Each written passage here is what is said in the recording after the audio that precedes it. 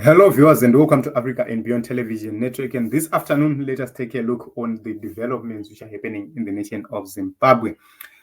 The Minister of Information is so concerned about the sprouting of social media platforms which are informing the people of Zimbabwe, and they've raised their concerns with the military. They held a seminar where the minister was explaining things about cybersecurity and the data protection. And they raised so many concerns, especially regarding the issues of social media influencers who are now showing the direction where the media should be going in terms of informing the people. They've been using ZBC, TV and radio to tune out propaganda at their own will. But right now, because of some social media sources which are coming to tell a story as a story, they are now trying by all means possible to label these actors as agents who might be against stability or national security, who might be threats to national security. Let us hear the minister explaining so that we get context of this matter. The way we are able to interact with citizens of our country as a government. But the future governments elected, whether on a political platform, through campaigning or electioneering, will have to use various ICT and social media platforms. And this poses a great danger in terms of national security. An easy example is the Arab Spring, where governments were removed or overthrown through the use of social media platforms. So we need to broaden and redefine what national security is, with emphasis on media and social media platforms. We need to broaden and redefine our national security in terms of cyber security.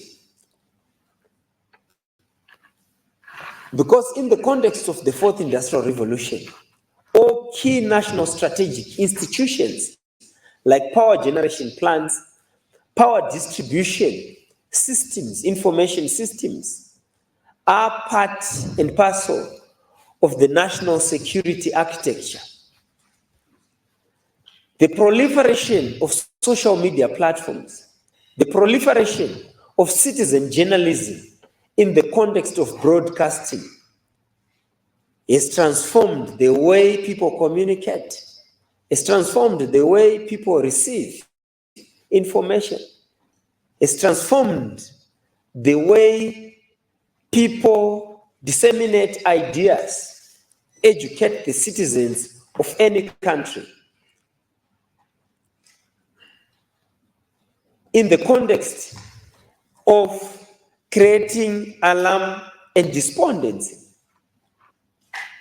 the utilization of artificial intelligence, deepfake, voice cloning, all this is transformed the way media and broadcasting services operates in the context of Zimbabwe. Recently, there have been a lot of fake social media dissemination in the context of what has been taking place in the countryside through the utilization of broadband social media platforms. Any particular citizen who perhaps does not like the achievements of Vision 2030 under the leadership of President Mnangagwa can generate fake news, can generate, utilizing artificial intelligence,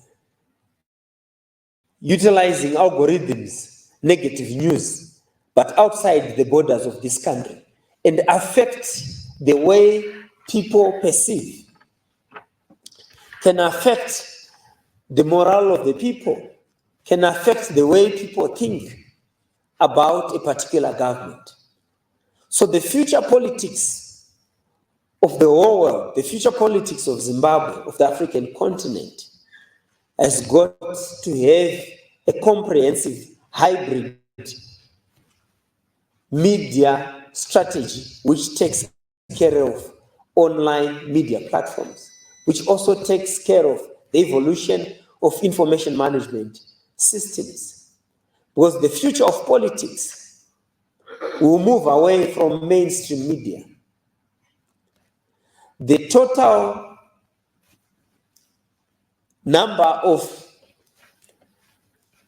print media organizations in terms of the publishers are printing not more than 100,000 copies per day.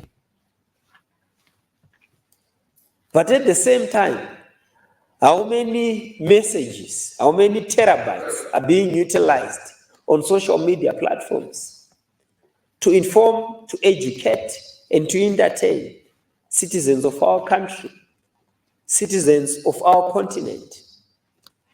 This brings us now to the question of social media imperialism, that any country which is technologically sovereign, any country which is technologically savvy in terms of the development of various pieces of hardware and software in the context of the media platforms, can be able to influence decisions in the next country.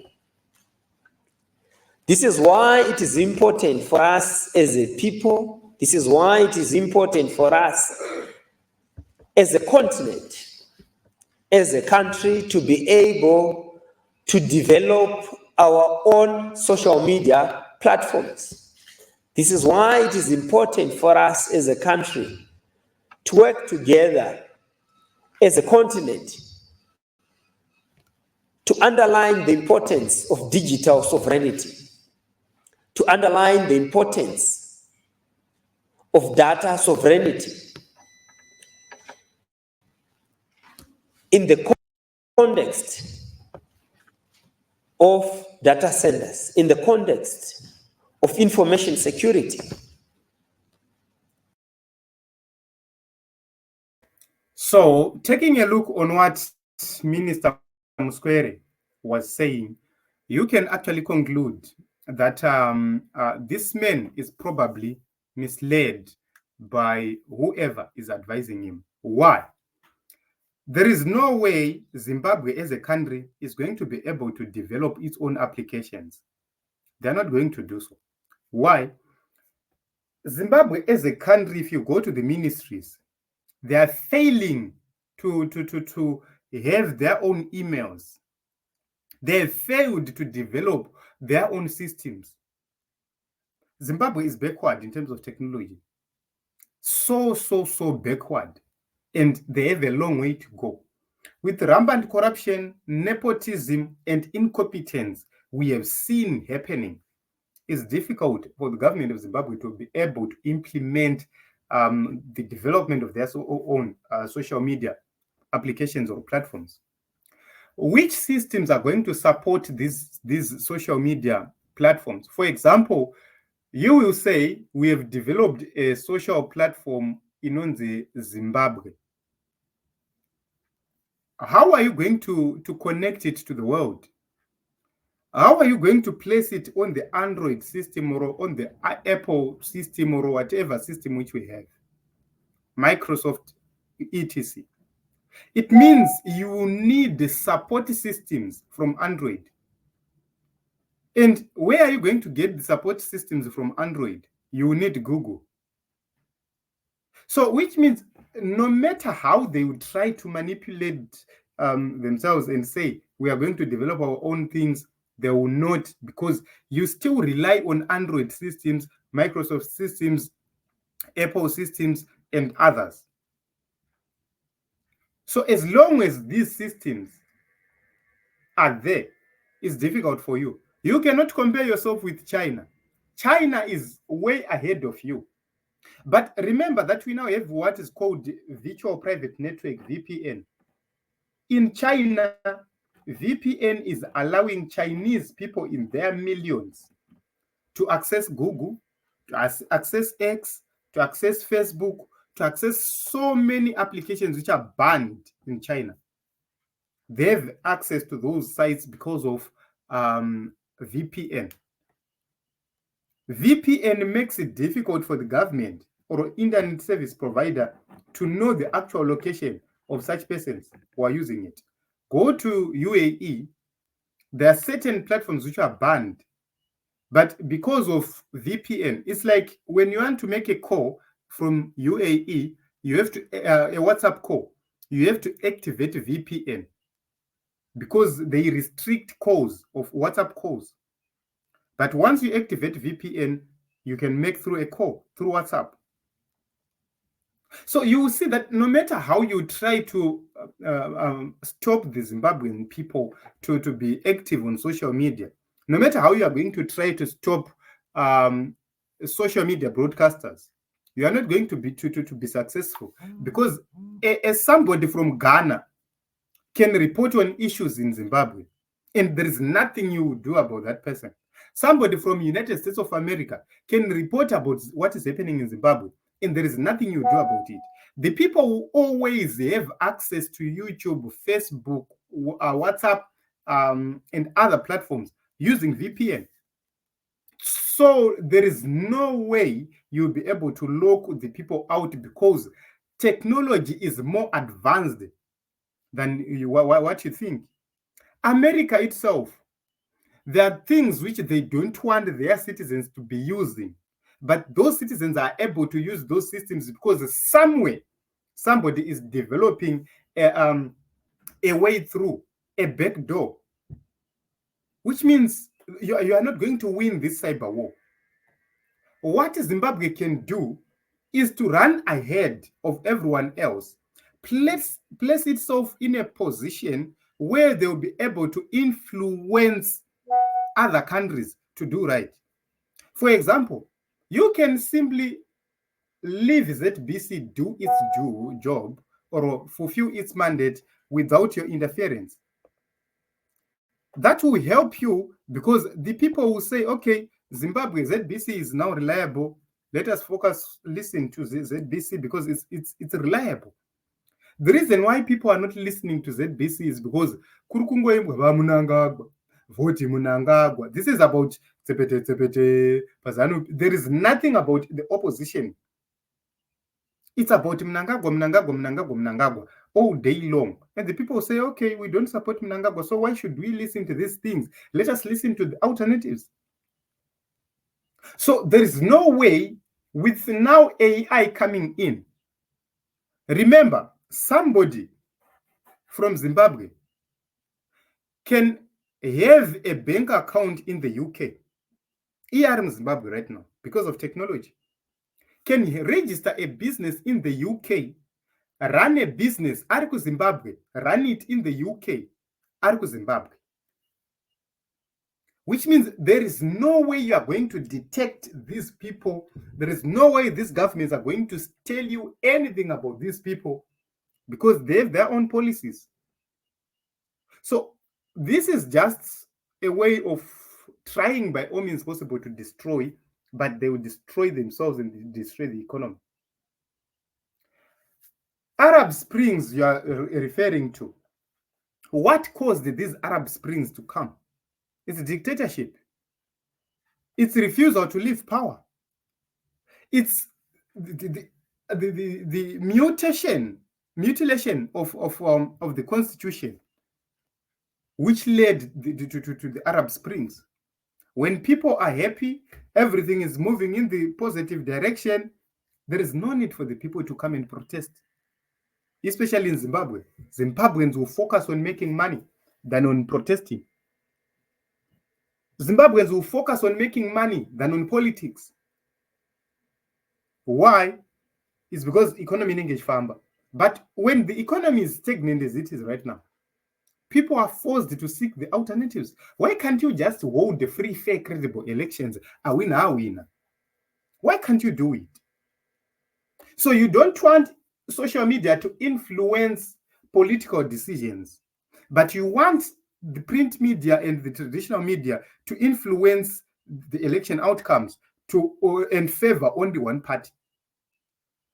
Just imagine if the opposition was allowed to do whatever they want per radio, per TV, and radio and TV was accessible to every place. Just imagine such a scenario. So this is my little observation, and I believe that this minister, these are the people who are misleading Mnangagwa, and these people, they will fail. Yes, you can stop Zimbabweans for a while, but you not stop the world. You can stop Zimbabweans, but you not stop the world. Somebody can go and acquire a citizenship elsewhere and still continue to do what they're supposed to be doing. So there are so many ways to make sure that information reaches people on social media. Whether you like it or not, it's a fact. So by giving the military tasks to focus on those issues, you are simply wasting your time, precious time, because they will never have capacity and capability to stop anything. So it is what it is in Zimbabwe, and this is what is happening. ZANU-PF is panicking, and they are now resorting to the ban of social media. Will this succeed? I doubt.